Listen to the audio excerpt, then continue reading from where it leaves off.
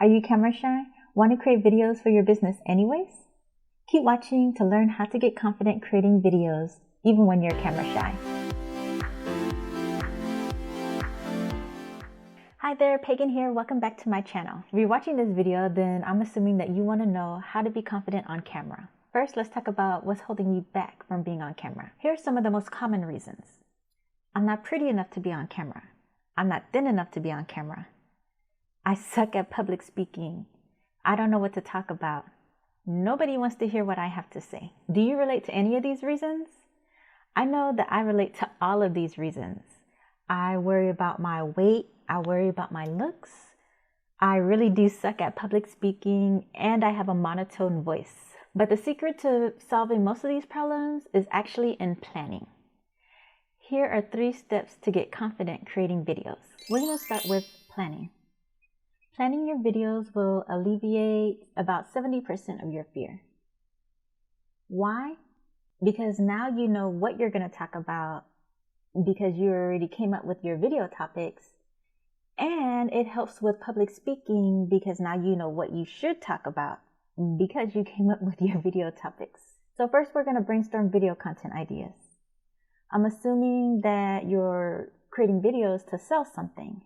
That could be your services, your products, or whatever else that makes you the money. Since that's the case, you're going to create videos that help your target audience, or I guess potential customers or potential clients. If you're a copywriter specializing in sales copy, then you'll be creating videos on copywriting and how to create the perfect sales page. If you need help brainstorming video content ideas, then you can check out one of my past videos, 3 ways to brainstorm content ideas. Or I think it was 3 simple ways to brainstorm video content ideas. You can check it out in the description box down below or in the cards above. Once you brainstorm your video topics, you should create a script. This can be an outline of what you want to talk about, or it can be a full-on word-for-word script, or a combination of both. Let me tell you a little bit about me. I'm an introvert and I really don't like being the center of attention. Once the spotlight is on me, I get really nervous. I'm talking shaking, sweating, and stomach cramps. I really hate public speaking, but I find that if I'm prepared, then I can behave a little bit normally. If you're like me, then you probably want to write a full script. That way, if you blank out and get nervous, you'll know exactly what you're supposed to be talking about. If you need a script template, you can go to youtubescript.com and grab your free copy there. As you get more comfortable being on camera, you might not have to write a full-on script. An outline might do. Unless you're one of those people who like to ramble. Well, it doesn't matter. An outline will still work. After planning, you should practice.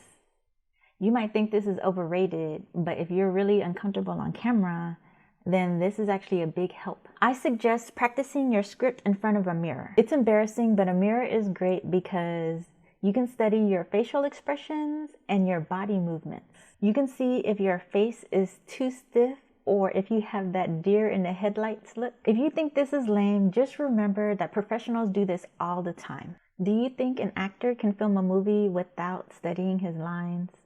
Do you think a dancer can dance on stage without practicing her dance movements? And a singer would definitely not sing a song that they don't know. All professionals practice.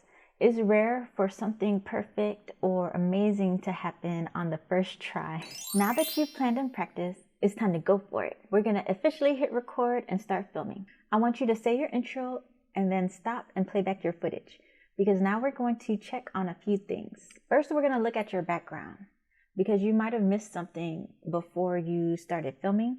So we're going to check to see if your area is clean or the way you want it to be.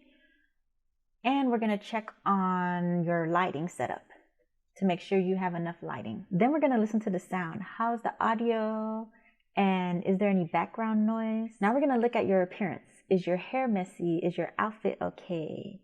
How's your facial expressions and your body language? Once you're satisfied with everything, you can continue filming. I want you to remember that it's okay to make mistakes.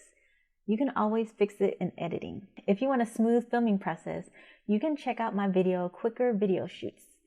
I'll link it in the description box down below and the cards above. Do you need help creating videos? You can download my free step-by-step video creation process.